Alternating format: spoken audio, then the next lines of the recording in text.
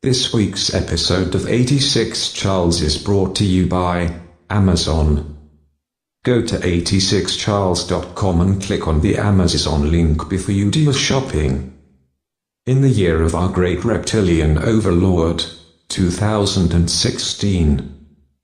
The U.S. government has announced that 7 species of Hawaiian yellow-faced bees have officially been added to the endangered species list, which means they're now the first U.S. bee species to earn federal protection under the Endangered Species Act. The U.S. Fish and Wild Service's decision will hopefully put in place systems that will help these affected populations rebound, saving some of the state's biggest pollinators from extinction.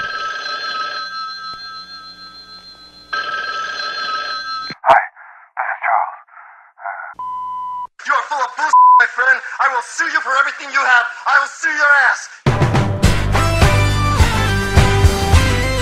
Welcome to 86 Charles, with your hosts John Darby and Travis Spencer. And with that, welcome to 86 Charles. Travis Spencer. Hello, sir. Holy shit, John Derby. Are you ready? Are you ready to tell the world of all your crazy life changes? No. Okay, so let's talk about bees. Yeah, it's scary. We're losing bees. So we've got finally, old man U.S. government. What are they, like 7, 10 years behind? Like, how far are they behind? Like, we've known forever that the bees are endangered. Cell phone signals, Monsanto, a.k.a. Roundup, all the pesticides on the ground. Like, bees have been in trouble for years and years and years, and finally we're getting them on the endangered list. Is it too late? I hope it's not. I have to imagine it's not too late. But this is, I mean, of all the animals that they've ever put on there, or all the species, whatever, anything that they've put on there, this is the one that scares me the most. What are you talking about? Like when the saber-toothed tiger was on the endangered species list, that didn't scare you? No, because this one actually, I mean, anytime we lose an animal, it's not good for the ecosystem, but I never feel like it directly affects me. This I know for a fact will directly affect me. How's it going to affect you? You drink vitamin water, you eat frozen foods, like you don't actually eat because there's real hibiscus. Fruit ever. When's the last time you ate a real fruit? Hibiscus? No, I had an apple. Or you just like that flavor? I had an apple. I like the green apples. Do bees have anything to do with green apples? Probably. Yeah, that's a good question. I don't know. Apples do bees pollinate apple plants? That's a good apple trees. That's a good question. Let me tell you, most likely they do. Let me read this. The bees are threatened mostly by human development and invasive species, both of which are causing them to lose vital habitat, prompting populations to become splintered and sparse. While so far only Hawaiian bees have been added to the list, just last week the U.S. Fish and Wildlife Service also proposed adding the rusty-patched bumblebee, which is a dwindling species that was once common in the upper Midwest and northeastern United States. So we could see more mainland species added in years to come. The plight of bees across the world has been making headlines a lot lately, largely because bees are one of the world's greatest pollinators. Without them, roughly 30% of the world's crops and 90% of our wild plants would fail. Boom. Oof. Isn't that... Wait, hold on. I'm confused about one thing. Isn't that the name of the dude, like your favorite porn star? Rusty Patch? Yes, but this is Rusty Patched. There's an ED on there. Oh, sorry. Yeah. I was confused. Rusty I was like, Patch, why is he who talking retired, about his guy? Like 89? Early 90s? Get that nice... Oh, man. Rusty Patch. Rusty Patch was outstanding. One of the innovators of the Cleveland Steamer. Just solid in his delivery. Like he went way past his prime. You know, obviously why they coined it. Rusty Patch could deuce a chest among the best. No, I'm very worried about this bee thing. You know, the numbers on this article says that 30% of the world's crops are pollinated by bees, and 90% of wild plants. 90%. That's insane. Of wild plants. So like every mountain, every prairie, everything, 90% of everything across the world. Everything, 90% of things that insane. grow, like, gone. That's so bizarre. Like we're done. It's gonna be fucking Mad Max with just deserts and maybe giant trees somewhere that were pollinated thousands and thousands of years ago. Even going back to everything our in between is dead. Original podcast. Thunderdome has been a theme. that seems more and more likely as the years go on. I mean, you want to talk about climate change, you want to talk about the bees shifting. There's too much going on, man. I'm no longer I'll admit I was though. completely ignorant to how important bees were to the world until that horrible M. Night Shyamalan movie, The Happening. That movie starts off with a quote talking about once the bees fail, the humans are the next to go, something of that. It was like an Einstein quote, I think. I don't remember. Right. But that was the first that was the first awareness I had ever had of how important bees were, and I've been kind of keyed into that since. And it's bad news, man. Gotta protect the bees. Honeybees are dying. When our crops start to fail, well, you and me and the farmers will all be crying. Yeah. Endangered species. Endangered species. We got to get over the hump. We got to get over the hump. We got to get over the hump. What are the 3 greatest podcasts of all time? 86 Trials. 86 Trials. 86 Trials. They spit hot fire! Let's get ready to 86 Charles! Oh, you never see this firebomb coming at you. Done, you piece of shit. Nah. Nickel. Nickel. What? 5 topics currently trending. Travis. John Derby, let me correct a lot of the dumb things you've said in your life. Oh, good. Possibly. There are now universities that are distributing speech guides, and one of these cases is James Madison University, and student leaders of this year's freshman orientation were given a list of 35 things they should avoid saying, including phrases such as, "You have such a pretty face," "Love the sinner, hate the sin," "We are all part of the human race," "I treat all people the same," "It was only a joke." These things are actually listed on things from James Madison University when you first attend as not to say. I'm going to give you a few more, John. Please. You speak the language very well. I'm not supposed to say that. Isn't that right up there with he's very well spoken? Yeah. It's so ridiculous. You are not supposed to ask black people about their hair or hygiene.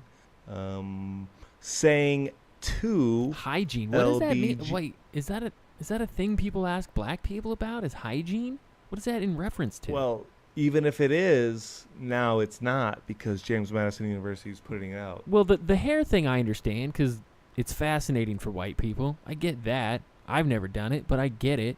I don't understand the hygiene thing. That's weird. You're not supposed to say you smell different than I do. I can't. Like, no, but I was like, is that that the like amazing a common thing about college? It's implying that that's a common thing that white people ask black people is about right. hygiene. That's what I'm saying. What does that even mean? I'm gonna give you a few more is that a things to veiled say, way John. of saying penis size?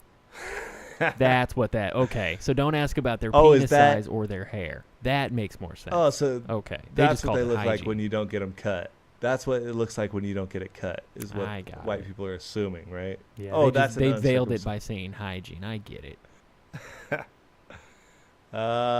Here's one. When I've said the same thing to other people like you, they don't mind. So, calling women girls, honey, sweetie pie, or other familiar terms is looked upon with a frowny face. I didn't hear sugar tits. I'm going to stick with it. Referring to the significant other, partner, or spouse of the same gender couple as their friend. So you have to make sure you include them as a partner, not But what just about a friend. What about when a woman calls you baby or honey or dear or sweetheart? I always like that. I never found that to be offensive or too familiar. I always thought it was nice. Is that just the thing that doesn't go both ways? Does it ever feel like you're a sex object when a 50-year-old well-to-do woman does it to you? I wish. No. No, you've never had that feeling. I guess I get it from. I guess I understand it from some perspective. Like, I wouldn't want a guy doing it in a creepy way. Of course not. And I guess maybe women are just better at not being creepy about it, where most guys are not. So maybe I think that's that's why. just the thing is, like, the majority of dudes are so creepy. It's true. It's true. And anytime most I guys, get when they it. say thanks, beautiful, it's like, hey, want to have sex? That's how it sounds. I get it. Right. And yeah, like, hey, you should smile more. No. No. No. I get it, but like, No, just I this don't universe, get it. Why? like, No. No. I guess they're just trying to touch every cultural sensitivity, and it's just like, it's hurting my mind and like numbing my emotions. Like, I don't know even how to be mad at it. But they would rather students and people of that age, because you said it was a freshman thing, they would rather they err on the side of saying nothing than saying the wrong thing and starting a firestorm, which I don't entirely agree with, because college is the best time to start a firestorm. That's where you learn stuff. But I think from their perspective, they can make more of a blanket, generic statement of saying, hey, you know what? If you live your life never saying these things, you'll probably be fine, and you'll most likely not offend anybody. So maybe for the ones that aren't good at critical thinking, maybe they need that. I agree, maybe, but I also hope that everybody who reads this just laughs at it hysterically, and we just try to be people again. Well, that ship has sailed, my friend. But let's move on. We've spent way too much time on this stupid story. Done. So let's go to some really, really old text. The ancient Maya Codex is not fake, according to new analysis. A bark paper document with a weird backstory and a reputation as a possible forgery is the real deal, according to researchers. If true, it increases the likelihood that the plaster-coated book covered with painted images and writing is the earliest known manuscript from ancient America, dating back to the 13th century. The study is based on high-quality photographs of the book's 10 surviving pages. The original Grolier Codex most likely included 20 attached pages that folded like an accordion. According to researchers, a few surviving pages are still attached to one another. So since its reported discovery in a southern Mexico cave by looters in the early 1960s, the Grolier Codex has aroused suspicions of fakery. A wealthy Mexican collector exhibited the document at New York City's Grolier Club in 1971, giving the codex its name. The collector claimed that two looters had taken him by airplane to a remote spot where he was shown the book and other finds from the cave, including a wooden mask. So basically, the new research, it says that no forger could have known how to reproduce all the bookmaking techniques, colored inks, and deities pictured in what's known as the Grolier Codex. That's all great and good, but what the hell does the codex say in the translation that we need to know now that it's not fake? Is it giving us a new date? Maybe it's December 21st, 2017. Maybe it's +5. What do we need to know? I don't know. It just proves that this is just the oldest one. You know I have a fascination with that. This is the problem with you science people. You're just so bent on science, you're not even looking at the story. The story tells you everything. We already would have known everything when we just would have read the story, but you're like, oh, it's actually real. We finally figured out it's real. But we've had the story all along. In it. It's just illustrations. It's probably telling a story of some kind through the illustrations, but that's exactly what it's telling you. It's a story. But why? But the point is, they want to confirm its authenticity before they go and tell people what the story is and what it means. Because if somebody just faked it, it doesn't mean anything. Yeah, I get that. But I'm telling you, the story is already out. We probably already heard the story. No. These guys, bean counters, just sitting around counting beans. They're like, oh, finally, we've got enough beans there's 61 beans over here and 49 beans over here. That means that it's true. It's fascinating to me to think about what we're going to leave behind that someone's going to find and talk about and piece together what whack-ass society we had. You know what's incredible about those pictographs and like about thinking about a language that comes through hieroglyphics, like where we have little pictures of what's happening, is look at your phone, man. Look at your phone and all those apps. What are those? Those are pictographs. So what happens? What if it's just a time cycle evolution in which we forgot how to speak to each other and we just talk to each other through these little pictograms like the Mayans did and like the Egyptians did? Well, It's just emojis, dude. It's Where do you time think we're wave, headed? bro. Emojis are just Coming. That's a tough word. Hyro? Is it hieroglyphics? Hieroglyphics. Yeah. Hieroglyphics. That's a tough word. All right, But let's there you keep go. it on There's science. The oldest book. The oldest book. And it doesn't Yeah, mention it's the anything oldest about book. what you can or can't say. It probably has the same old crap that all the other old books have. They all just rewrote them one after another. It's the same stuff, man. Trust me. Sun God with the sun. The sun comes down, saves humanity. We've read it before. All right? I'm telling you, the message is already out. But thanks for your science, bean counters. Let's move on. Literally old news. So, John, the Earth is heading for an ice age. The sun has gone blank. Analysts reveal a shocking sunspot discovery. Analysis of the sun has revealed that there has been a sharp decrease in the amount of sunspots this year. Sunspots release solar flares and vast amounts of magnetic energy. For the fourth time this year, the sun has gone completely blank, which has led some experts to believe that a new ice age is on the horizon and could hit us by 2019. According to spaceweather.com, the occurrence of a spotless sun is going to become more and more regular. Are you worried, John? Are you worried? No, I mean, eventually, yes, but there's not gonna be an ice age in 2019. I don't buy that. You don't think so? What if it's just it could be the beginning of it? It might be a very long cycle. But when you talk about the beginning, it's the beginning of what, like a million-year process, probably? Well, the last time that we had this many blank, such low solar activities, such to speak, was in the 15th century when the mini ice age occurred and caused the Thames River to freeze over in 1607. Obviously, their technology wasn't as good then to observe the sun, but like roughly, we've been monitoring the sun for probably less than 1,000 years. So in that time, it's happened before, and like a river froze over. So it could just be that. What if the Mississippi froze? That'd be pretty crazy. That would be crazy, but I'm not overly concerned about that happening. But what if 2019 is the beginning of an ice age? That might take tens of thousands of years. That might be the death of 90% of life on this planet, my friend. I was gonna say the bees are a much more pressing concern. The bees are gonna go away before the sun does. Then we're already screwed. I'm telling you, if you go to Alaska, you might be able to live through this coming ice age. You got to go to a cold I feel place. like you're, it just you're makes pushing sense. me to Alaska. For some reason, the Scoops is calling. That's why I would have Scoops? considered it pre-cat life. Too many cats in Alaska. Scoops. All right, let's move on. Enough science. Do you want to know why I'm not afraid of an ice age? Because I have discovered the you live world's in- spiciest tortilla chip. So hot, it's sold one per package.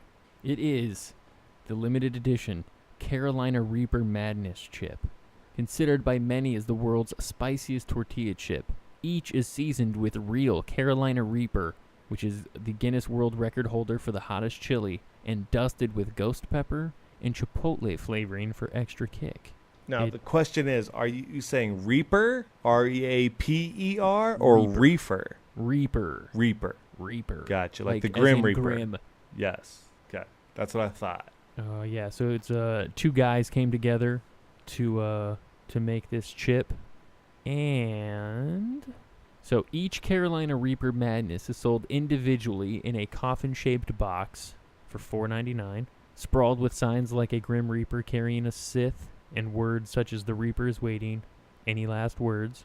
It says, so this is a quote: "The heat really starts to kick in after 30 seconds, and it will likely linger for a while. But rather than chasing the chip with milk or ice cream, what you actually need is citric acid. Carbohydrates can coat your tongue and delay the burn, but they don't actually put out the fire. What you really need is citric acid to break up the chili oil, and the best source for that would be grapefruits, lemons, and limes." The chip maker invites everyone to post their reaction on social media after trying the Carolina Reaper Madness using hashtags, hashtag #OneChipChallenge, and you'll get a free bag of chips and a chance to win grand prizes if you do that. I'm going to say no thank you. I don't want to try the hottest chip. You wouldn't try it? I would totally No. try it. Because You're what's that best afraid? case? What's best case scenario? I burned my face. Yeah, you ate a chip. Yeah. But your face doesn't It's burn, not your going mouth to burns taste for good. 20 minutes. It's half not an going to hour. be. Oh, it was crazy hot, but it was super delicious. So it was worth. It's there's no. It's going to just Yeah, be but why hot. do you live in fear? Why do you live in fear? I don't live in fear, but That is fear. You live in fear. Like you're afraid to try a chip. It's one chip. Just I'm pop a not chip in afraid. your mouth and Here's you're the done. thing. I'm not afraid Move of on with it. your life. I'm not afraid to put a match out on my tongue, but I know what's going to happen. It's just going to burn. So why would I do that? There's no benefit to it. I Well, just a know it's match going to out on your burn. tongue is going to leave a physical mark. Like a chip is going to be like 30 minutes of discomfort, and then you'll be like, "Oh wow, that was hot, but that was cool." That was Why is that weird. cool? See, that's what I don't. Why is it cool? In a way, it's like a drug. It changed your consciousness for a little while. But You it gotta not get in a out of good. your- It was like the time I maced myself. Yes, it changed my consciousness, but not in a good way. No, it's in your mouth. It's like a hot food. It's a different sensation. It's not Right, macing but when- yourself where you think like you're. But it's one thing when someone's like, It's "Oh, different. this is spicy," versus "This is the spiciest of this thing."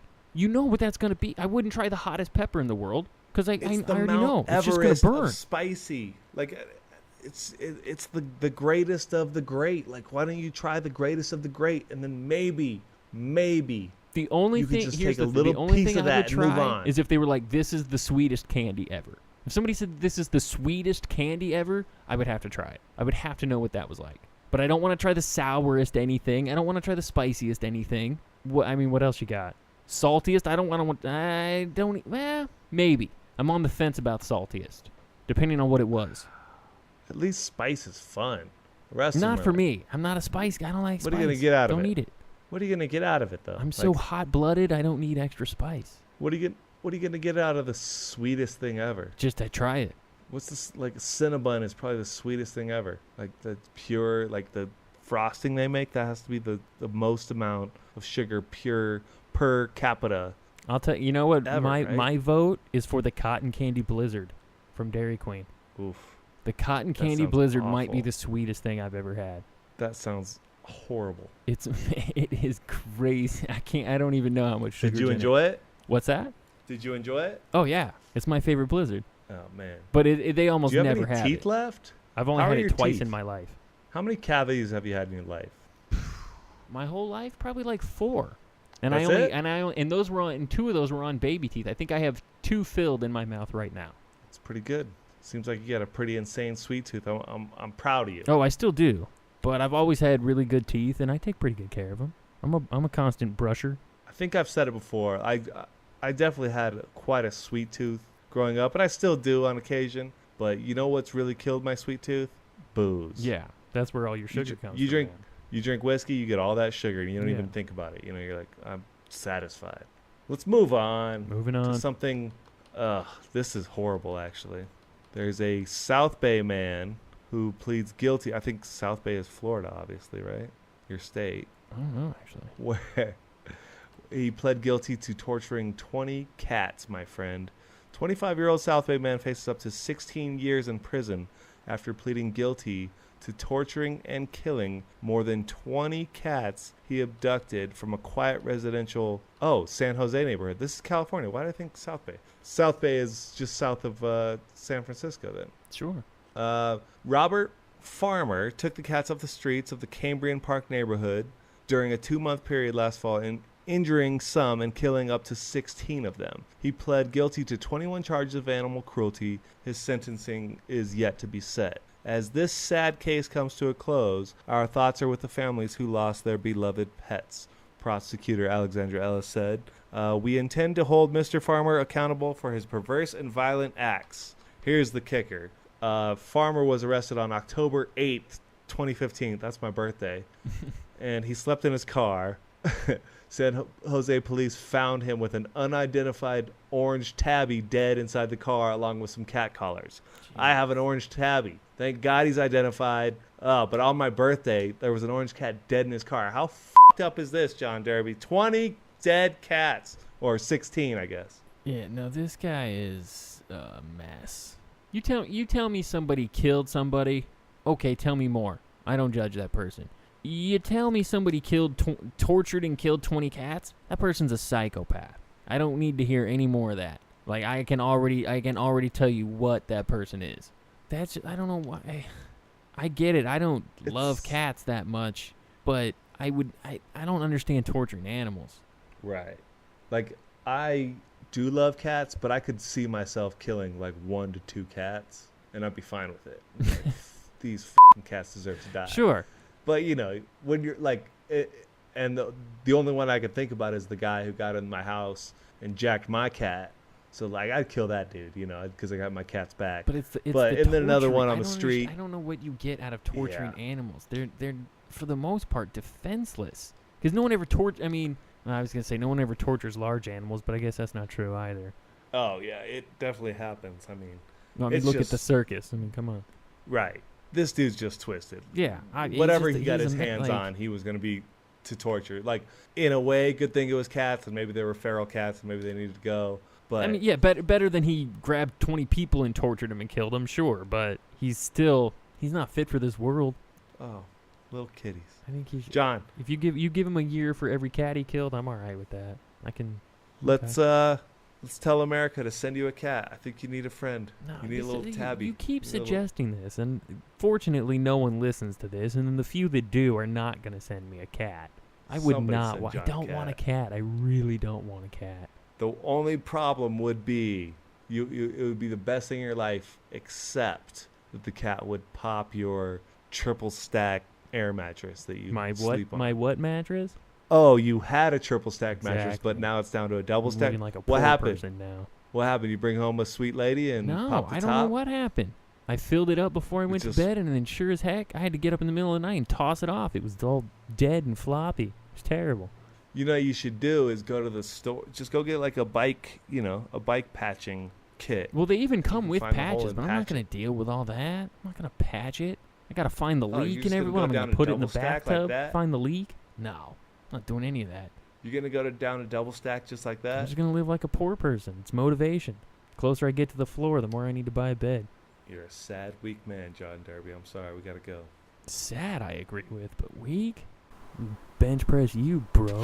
Where your chest at? Work. What's your bench press? Work. Where your chest at? Push it. What's your bench press? Push it. Where your chest at? Drive. What's your bench press? Drive. Where your chest at? Put. What's your bench press? Push. Do you do decline? Bench press you, bro. Jesse's favorite part of the show. From last week. Hello, folks. I think I shared Travis's confusion over Derby's proclamation that once men started having kids, he was out of the kid game. He was at least able to clarify that he understood the article was not saying men actually had kids, just that we can now combine 2 men's sperm to create a human. But the intimation was that, A, he was deep into the kid game already. The only thing that could potentially stop this human-creating juggernaut was the development causing him to carry them to term. It would be like if you told me someone was lacing heroin and I said, then I'm definitely not going to use the heroin that I sell. To which you might ask, you sell heroin? And I would respond, no, not yet. Not that having a child is the same as dying from tainted heroin, but it's not different either. B, he was implying that once the development was made, it would become a requirement. Once we figure out how men can be pregnant, it comes at the cost of women being able to be pregnant. It's the yin and the yang of pregnancy. And C, he was implying that this was all imminent, or at least close enough that it would still be safe for him to be pregnant. All of this to say, I think it's safe for Derby to keep slanging them kids. This is Jesse, and joining the all-dude conversation about pregnancy was my favorite part of last week's podcast.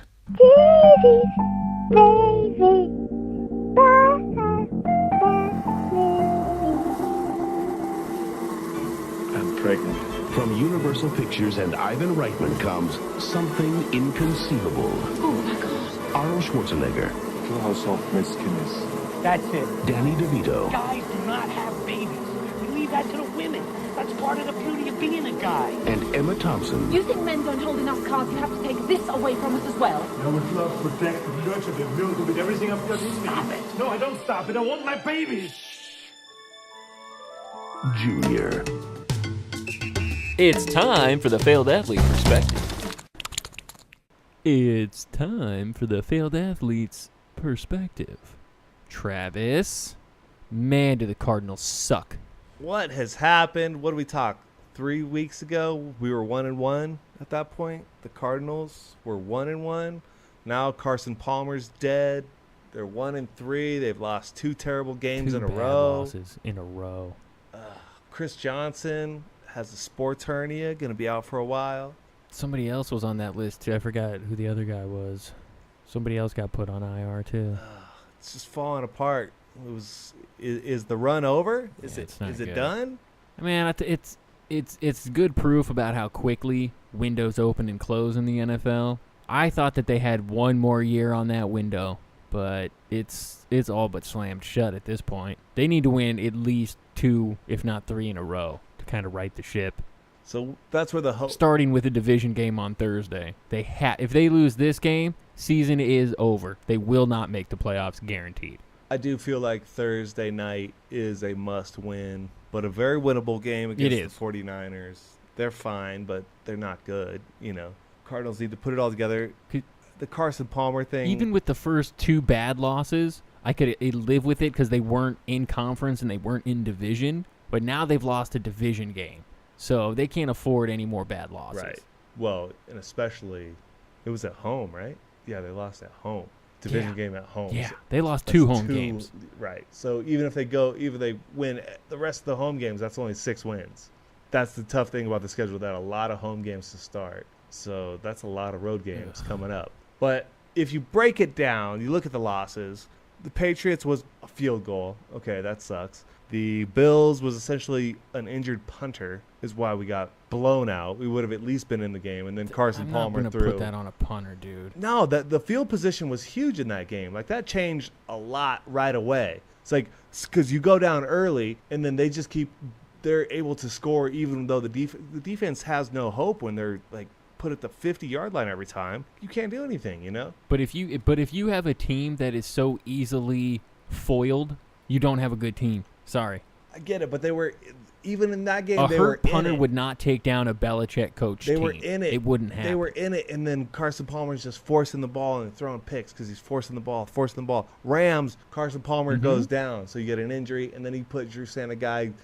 If Drew Stanton plays on Thursday, at least the game plan's going to be there. They're going to manage the game, and they're going to possibly win. It's like, you can't just throw the backup in. It never works. I don't think Blaine Gabbert is a worse quarterback than Drew Stanton. I think he's better. Yeah, I think he's better too, but... So then you're looking at a San Francisco defense that has played better than an Arizona defense. Navarro Bowman's out for the year. And they have a better quarterback. Their captain is out for the year, so it's like... That's the only thing good for the Cardinals. Yeah, just give the ball to David Johnson. Bad for my fantasy team. Give it to David Johnson, and maybe throw it to Larry Fitzgerald every once in a while. That's all I care about. That's all they should do. Run it with Johnson until they stack it, and then get Fitzgerald going over the middle. That's the only thing that works. They need to get the ball to their playmakers. They're trying. The deep pass worked last year, but Carson Palmer is so inaccurate this year. Until he can get that together, it's going to be really hard. He threw the ball to John Brown like 20 times last game. He had a good game, but he just can't hit him. I hate to say it, but I think you got to put a little bit of it on Bruce Arians, because I think that was part of the reason he got taken out in Pittsburgh, was that you couldn't get the ball out of the quarterback's hand fast enough. And if the deep stuff's not working, you got him, because it's very much boom or bust. If it's working, they can hang 45 on you, no problem. Right. But if you find a way to stop that, it's a little bit one-dimensional. And if they don't have the deep stuff going, it's a very average, bland, very stoppable offense. I love Bruce Arians, a.k.a. the Kangol, more than anything in the world. Well, not anything, but he's right up there. But I agree. It's like he comes in with a game plan, and he's not – it seems as though he's not willing to switch it up. Like, he keeps on doing the same thing. It's like in Carson Palmer, maybe last year it worked where he was just clicking with his guys and he was actually hitting those balls. But if dude can't hit anybody deep, you have to switch up the game plan. We'll see. I still believe we're going to make the playoffs, all right, John Derby? I'm not jumping off the train just yet. Slow your roll, all right? I'm not either. But if they lose on Thursday, done. No shot at the playoffs. All right, well, let's move on to an epic battle in the official 86 Charles League between my team, terrible name, I'm sorry, Romophobic, versus Heisenderb. Heisenderb. Fantasy.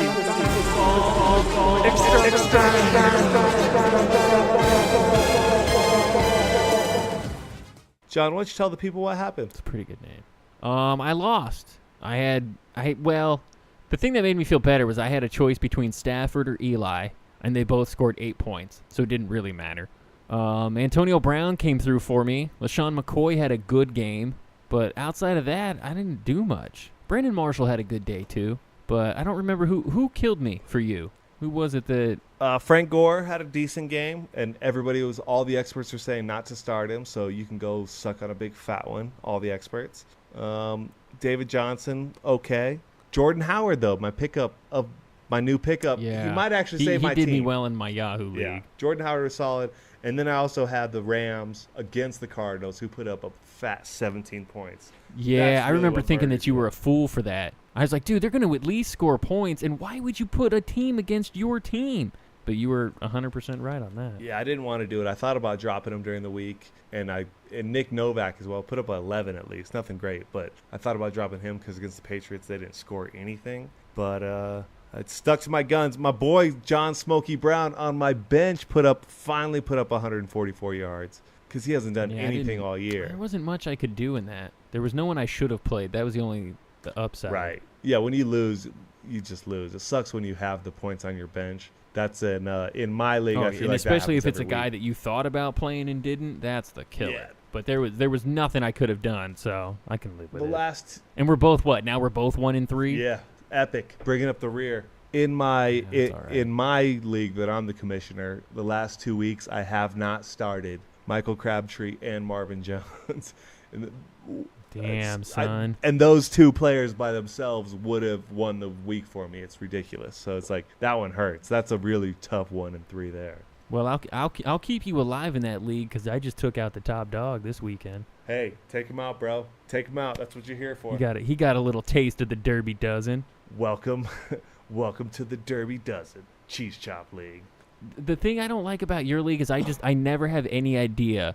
I know I have a good team, and so that's fine, but it's a guy could score 50 points or 350, and I really have no idea My scoring how. system is beautiful. It is a piece of art. Is whack, is what you mean to say. It is beautiful. There's so many. But I just know, like, when a guy has a good day, he's going to score in the hundreds of points. And then when a guy has an okay day, it's going to be 100. That's kind of just how I judge it. So, like, really I like hard to think tell, about it on field. Like, when a guy gets a first down, like, there's an extra bit of emotion. I think you should get points for that. So that's included. First downs are in there. Like, and like Julio Jones put up something ridiculous, like, I think 600 points or something like that in my league because you get bonuses for 100, you get bonuses for 200, and damn well sure you better get bonuses for 300. How many first downs did that dude get too? Like, he murdered it. You should be rewarded for a good day like that.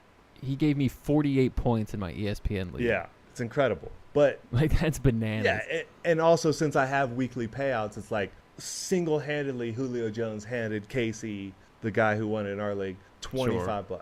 Thanks, Julio. And that's what it's all about. I was actually in the mix. I had AJ Green going in that one, and I had Andy Dalton throwing to him. Yeah, it was a good start to your week, but didn't end up so well. No, I think I was at least like 200 points short, I think. Oof, brutal. Which in your league is really not that much. It's one guy. That's Kyle Rudolph. Rudolph. That's all you need to know. John, real quick, you've been watching some preseason basketball here. What do you see so far? Anything you like? I really only watched a little bit of. Well, I saw Joel Embiid. They just showed him they just showed his highlights. I'm just glad he's playing. I hope he can actually play a full year, especially if Ben Simmons is out. Is that for real? Is Ben Simmons done for the year? The injury should only take 2 to 3 months. Right. But they're saying that his agent is saying that that he wants him to sit out the whole year. So that's it's so kind of stupid. It's being talked about. That's so dumb. But early on, I would say Kristaps Porzingis looked really good. He was stroking it, but the Knicks still suck.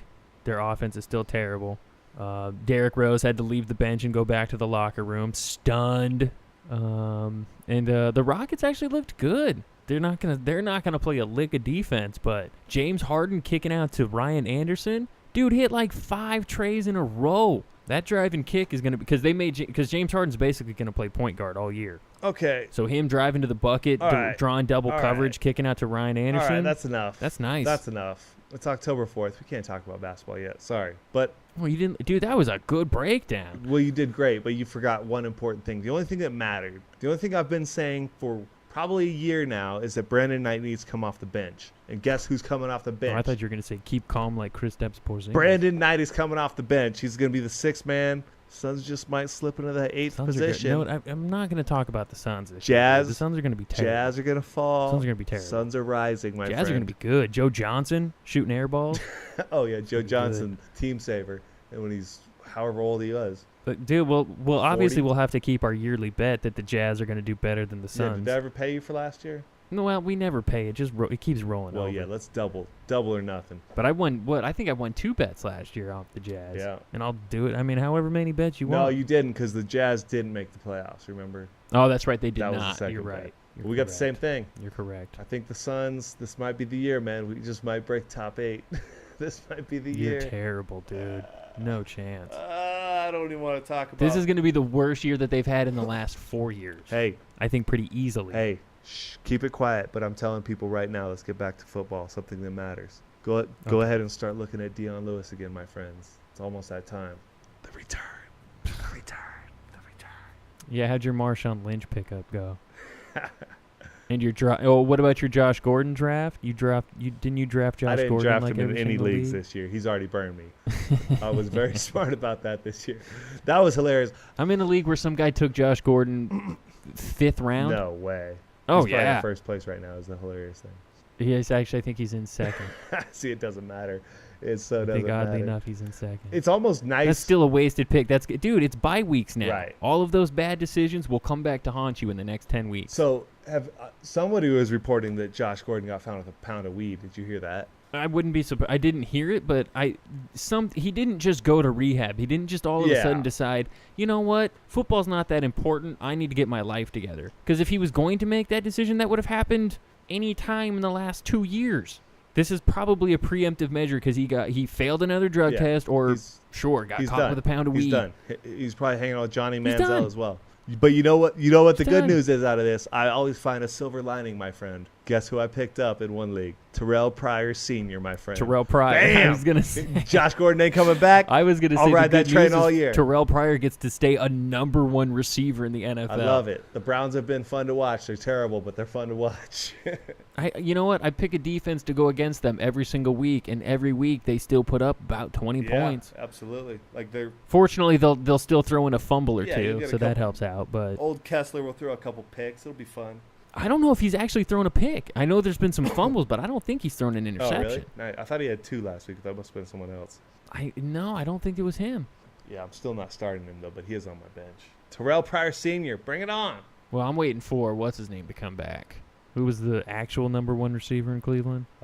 Coleman. Corey Coleman. Yeah, but he's only I'm waiting for him to come back. Short-lived number waiting 1. for Moncrief to come back. I'm waiting for Eric Decker to come back. You're really holding on to Coleman? Stupid. Oh, I'm holding on to him, yeah. He had 1 good game. You're holding. I got the room for him, and when he comes, dude, he's a number 1 receiver. He's had 1 good game in his life. Nah, what kind of he had trust that like was. And 1 that was and a with a half. completely different quarterback. That was with McCown. I wasn't even with this dude. But when you look at the depth, who's taking his job? Nobody. No one's taking that job. Terrell Pryor Sr., my friend. How many times I got to say it? No. He's a beast. That guy is not a number 1 receiver in this league. He's a There's number no 1 chance. quarterback. He's a receiver. He's a running back. He does it all. That's all you need to know. T-Peasy. Traded his whole career for a couple tattoos. Yeah, whatever it takes, man. All right, we're done here? I think we're done. You can't bang like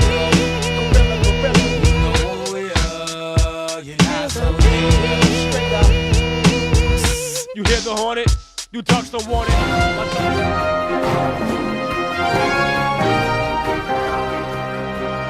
It's time for the Facebook World News Update. This Real to Someone News Update is brought to you by the Endangered Species list, and humans being next up. A man in New York said today he went to the gym, cooked dinner, and created his website. Pretty darn productive if you ask him. A man in Los Angeles said, "Really, Kevin James? Is that all you got? More stupid husband jokes, more stupid fat man jokes, laugh tracks? The dumb husband routine is boring." A woman in Massachusetts said people are proud to be stupid because questioning stupidity became known as shaming. and that's how thinking became taboo.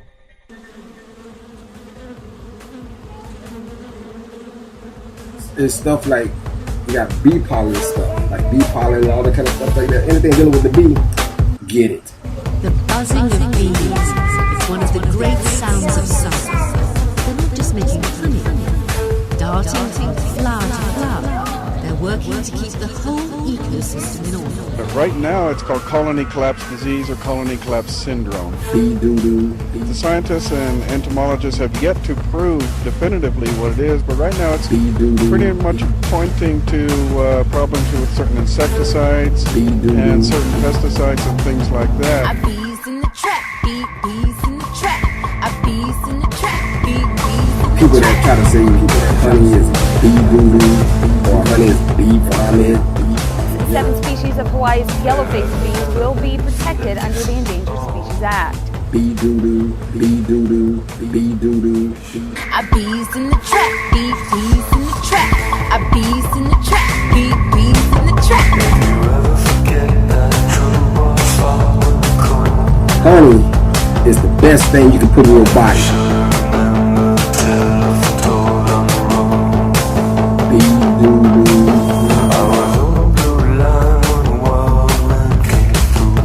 Like that, anything dealing with the bee, get it. A man in Los Angeles said maybe it's the whiskey talking, but seems to be we're consuming resources at a much faster rate than we are producing them. This cannot end well. A man in New York said, well, he did it, ladies and gents. He gave his number to a cute guy he met on the subway. They happened to be down the street neighbors, LOL. Hashtag first time for everything. This Real to Someone news update is brought to you by the Endangered Species list and humans being next up. Dad's got notebooks. We don't know what's in her notebooks. She's gonna show us all her notebooks. Little yellow pad.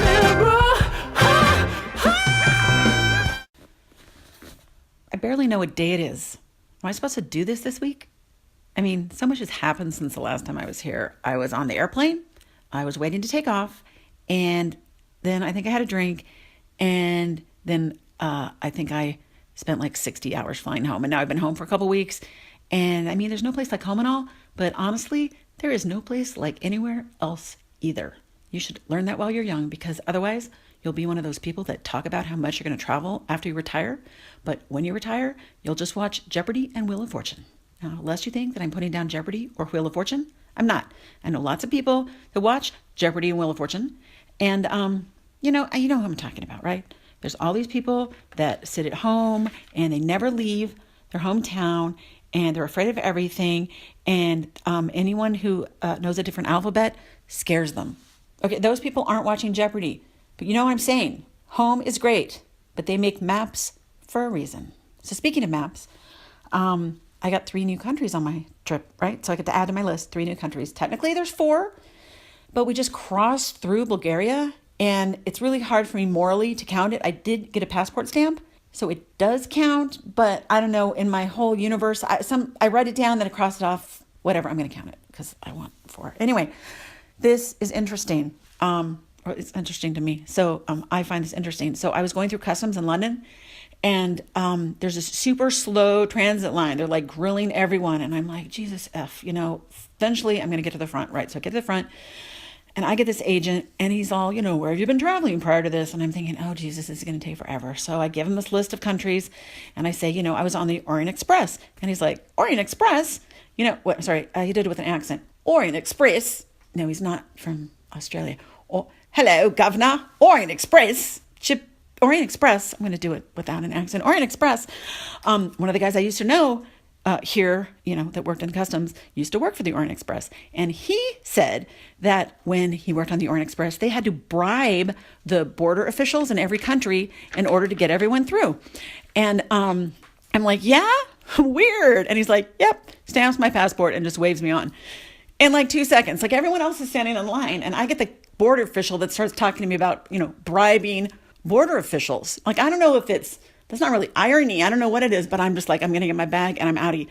But anyway, I thought that was interesting that then I started thinking about it. And when we would go through the borders, there was a guy with a giant bag that used to get off the train and like walk up. And so either he had a bag of money, like I'm not saying that's true, or he had those little jam jars that you get with your breakfast, and probably some Italian chocolate, because you know what?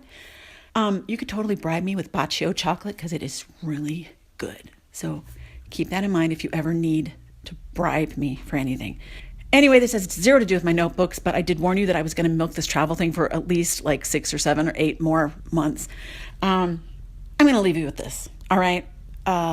I visited 6 countries, so forget Bulgaria, but I visited 6 countries on this trip, and I met people from at least 5 more, right? So I'm going to give you this because you know how I am, right? Turkey, Italy, Hungary, Romania, Austria, the UK, Portugal, Slovenia, Brazil, Australia, Iran, and then I met someone from Bulgaria too, even though I don't know if it counts in the past, whatever. I met someone from Bulgaria, and every one of them is afraid of Donald Trump, and not in a good way. So, you know, if I have to move to New Zealand, I can get my segment done. I'm going to have to do it early because they're like 20 hours ahead, but keep that in mind. And here's my New Zealand accent. Oh, yeah. Oh, I love New Zealand. So you have a great week, y'all. Adios. That's Portuguese. Somebody's doing the raping. I love China, not China all the time. I love China, not China all the time. I love China, not China all the time. I love doing the raping. I've brought bread to men, women, and children. I've brought water with lemon for the table. I have hot tea. Can I box that for you? I'll bring your change. So I went to a bar tonight, had a couple of drinks, had a good time, met a good buddy, and it was all good and great. The bartender was actually f***ing killer! Awesome dude. Rock, homie, the man. Patron, my guy, behind the wood, slinging me the sauce. You know, he was my doctor, a psychologist, my friend, my pal. I'm kidding. He was a good bartender. First time I've been to this little bar. And here's the story and the facts. Having a good time with my buddy. I don't normally get a beer, so it could have been the excitement of the moment, but I was really enjoying myself, like I say. I noticed that this awesome bartender that's slanging his drinks, having a good time, he's being a good bartender, not talking too much, not ignoring us, keeping my drinks nice and cold, keeping them full. The funny thing is, I noticed that this bartender is wearing a hip, cool, extra dapper shirt. What a shirt, I say to myself. What a shirt. It's a nice shirt. It's a good shirt. I have that shirt. I'm pretty sure I've got that same shirt. In fact, I know when I was wearing that shirt, and I just took a photo of that. It's in social media, so I did a little bit of research because I'm hanging out with my friend. I don't let him know what I'm doing. I don't let him know that I know that that's the shirt, but at some point in the night, as the drinks began to flow and as my tolerance began to go, I said, oh my goodness, I'm feeling it. You know what, I got that shirt! And I had already at that point pinpointed where the photo was on my phone to show the shirt, the social media that would reveal that that is the same shirt. I knew when I saw the shirt there was a white stripe going down the side of my checkered red and blue and turquoise shirt. Very hip, very cool, metal buttons. This guy's got the same thing. He was doing a little folded arm thing where I was like, whatever, well, I don't do that, but it was still a nice shirt, same thing. So I knew to confirm that this is the same shirt. Once I see the stripe on the arm, I'll know it for real, but everything looks good. I'm talking about it. The guy that I'm talking to goes, you know what, I've seen you wear that shirt. I love that shirt. It's an awesome shirt. I'm feeling good, like, yeah, I got that shirt. I own that shirt. And so when the guy comes over and he's being cool the whole time, like, I think he was such a good bartender that even if it wasn't this shirt, he would have been like, oh, yeah, oh, definitely, because he was being that kind of guy that was supporting me, making me feel good about the decisions that I was trying to make in my life and anything that came out of my mouth. So I tell him about the shirt, come on over here, and I go to take my finger to run it down his arm to find the stripe, and as I run it down his arm, there is no fucking white stripe.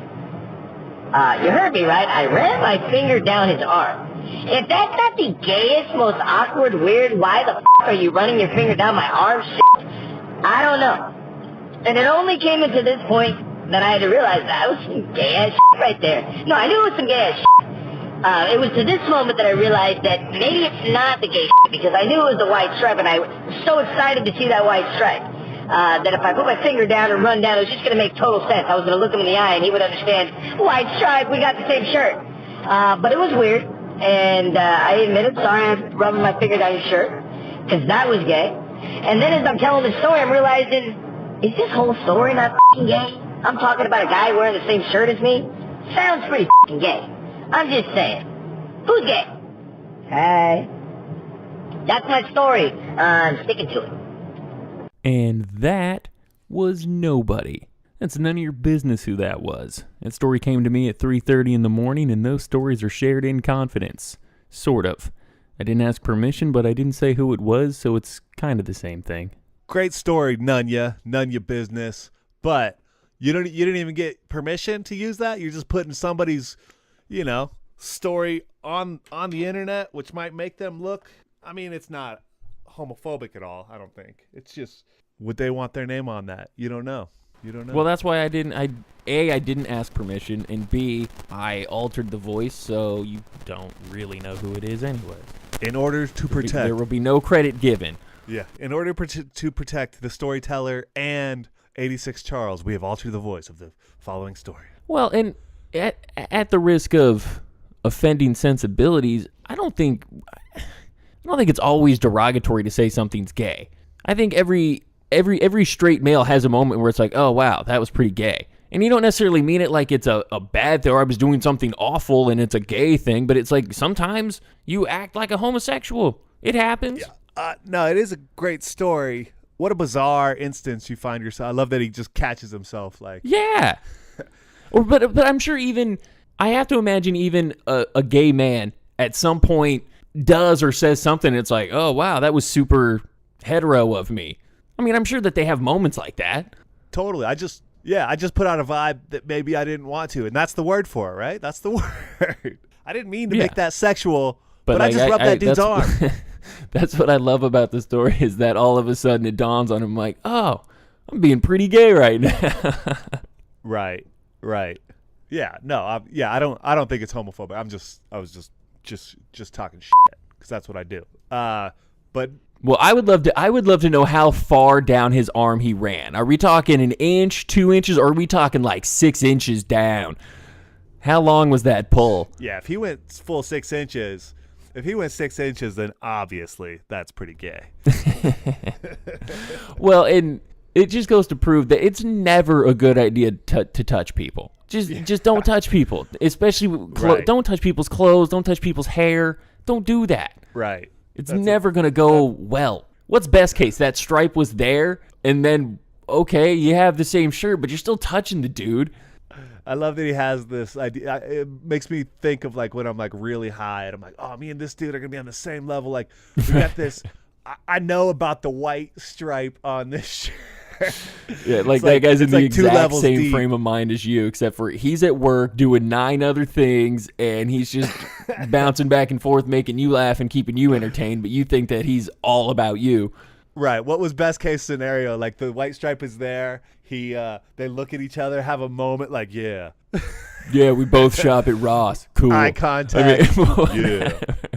Yeah, the white stripe. Beautiful. I got that shirt. I've called you the Whisperer for years because you can understand a gay man's life a little better than me. So I called you the Whisperer. You've obviously ran into a situation like this, right? No. You've done something like this? No, I don't. That's the thing. I don't touch people. I would never in any scenario rub my finger down someone's shirt. Just wouldn't do it. Yeah, that's a bit much. And here's the thing. I mean, obviously you and I know this person.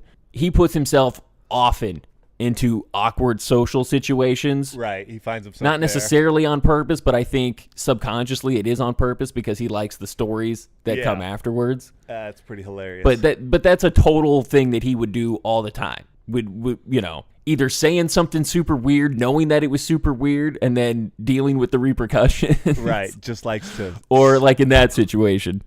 He's the straw that stirs the drink. But yeah, no, I wouldn't. No. And as the Whisperer, I would know better than to just touch a man's shirt. That's a good point. Do you hear that purring? I'm putting it right up to the mic. Got a little kitten on my lap. Put him on. Twiggy. Put him on the show.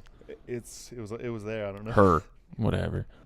Shout out to Nunya Business telling us a great story. We appreciate that. We love 3 o'clock in the morning phone calls from these people. Keep them coming. See, I honestly wish we got more of that stuff. Yeah. I would love more of those. Go to the Anytime someone bar. goes and has a drink and something happens, go ahead and shoot that over to me. Go to the bar, get drunk, come tell us a crazy story of what happened. I want to know. This cat is out of control. Man. Speaking of cats, shout out to Scoop up in Alaska. Whatever. Scoops, excuse me, right? Scoops. Scoops is only good for wearing costumes and taking guff off of my niece. That's about it. You don't know anything about Scoops. Scoops is good for so much more than that. Cat hater. Way to hold that cat down, Zoe. Big shout out to Jessie, to Deb, of course, back from her European adventure. Can't wait to hear from them soon. John, who else we got to say? Until her next gallivant around the world. Yeah, I mean, we'll be stuck in California like losers, and Deb will just be traveling. Next will be the universe. She'll probably be one of the first people to space. I just have a feeling. She'll She's go already space. booked on that flight to Mars with Leo DiCaprio. Leo and Deb going to Mars 2020, right? Is that what that's coming up? Sure. Well, 2019, right before that ice age. Nice. Well, yeah, you got to get out of here. It's coming. John, who you know what? who we got to thank? Well, I've got another shout out for my boy Mike Jendrick. We go back, let's see, 20 plus years we've known each other. We keep in random Facebook contact. I keep telling him next time I'm in Tucson, I'm going to actually holler at him, but I haven't been there in a while. Nice. But he said he gave a couple listens. Nice. So we got a good thing. So Thanks. I want to give him a shout out. Thanks, Say we Mike. Appreciate that. Oh, I'll shout out to Stephanie and Ryan, friends of the show. Also saw them at a beautiful little retreat in the Grand Canyon, Havasupai Falls. You should go someday, John. Oh, wait, you're afraid of hiking. They'll helicopter you in, so maybe you can make it. No, I'm not afraid of hiking. Mother Nature and I have an understanding. I stay out of her. She doesn't kill me. Well, what up, Stephanie? Big shout out. We would like... Oh, John, where can the people find us? That's what I was going to say. Where can the people find us? Well, can we start at 86charles.com? Please go to 86charles.com. You can find us on the Instagram, on the Twitters, at Company Blaster. We're on Facebook. We're on... I almost said Tinder. We're not on Tinder yet. John's going to be on Tinder pretty soon. Only because we know we'd get swiped the wrong direction. I'd get swiped left. I think it would help. I'd throw us on there. I don't even know which way is swiping. Probably right is right. Either way, you can find us everywhere. Just plug in 86 Charles in Google. We'll come up eventually. Probably like page 6, but we're there. If you Google 86charles.com, we're the first thing that comes up. Yeah. If you Google 86 Charles, it's like a street in Boston. Nice. That's a good street. We should go check out that street someday. We should do a show from there. If you do go to 86charles.com, you can help us out by clicking on the Amazon link. They're all over. Or you can go to 86charles.com/Amazon. We've got some people keep buying amazing stuff. We've got some more Yerba Prima psyllium husks. That's a big seller. Ishao women's casual canvas hobo shoulder bag. Ooh, that's a very nice bag. I hope I'm not giving away someone's gift. We've got. It sounds like something you would have while you're grocery shopping. Oh, my shoulder bag? Yeah. Well, what if you just need a couple things? I don't want to bring in one of those You'd ugly have a nice Trader little Joe tote. bags. Ooh, I like this. Adidas Performance women's slip-on light runners. Ooh. How about a Z Joy vintage hobo canvas tote? What's with the hobo thing? Handbag, satchel, shoulder bag with removable adjustable strap. Ooh, somebody's really upgrading their shoulder strap game. Seriously. Oh, here's another one. Someone's up in their tote game. Another Z Joy women's ladies casual vintage hobo canvas daily purse, top handle, shoulder, tote, shopper, handbag, satchel bag. That's the real name of this product. That is absurd. I was going to say, did you just start naming everything you know for a bag? Essential Oil Blends Variety Set, 14-pack kit, 100% pure therapeutic grade, 5 milliliters. Man, somebody is taking care of their skin. We've got some good-looking listeners out there. And finally, True. Kenneth Cole's New York Color Splash Circle Link Chandelier Earrings. Be somebody's really upgrading. I like this. We got to... Seriously. I think Rick's got date night. Yeah, somebody is smelling good, looking good. Until I know otherwise, I just assume everything purchased through here is by Rick. And I don't even ball think gag included. These are not for Rick's wife; they're for him. I'm assuming Rick. That's my assumption. Yeah, I don't think he buys things for his wife. I think he needed a good canvas tote for Scoops, right? That makes sense. Absolutely. Yeah. And I know he loves Kenneth Cole anything. So who doesn't? John, it's that time again. It's time to 86 something. What are we 86 in this week? It's not the Cardinals yet. Well, I should have covered it earlier, but since I didn't, I'm going to go back to it now. I'm 86ing my 5-0 Week 1 fantasy football start. It's all over. Due to an error by the commissioner, there was a correction in the scoring, and it flipped, and so I ended up 4-1 on Week 1. So 86 my unicorn on Week 1. I was going to say, you're telling me unicorns don't exist, bro. Unicorns don't exist. Thought I could believe. I got a mule with a candle on its dome. Ugh, I gotta go. You just put me in a really bad mood. I've been dreaming of unicorns all week. Well, yet to be found. Unicorns and bees, man. The new boy in the neighborhood lives downstairs and it's understood. He's there just to take good care of me, like he's one of the family.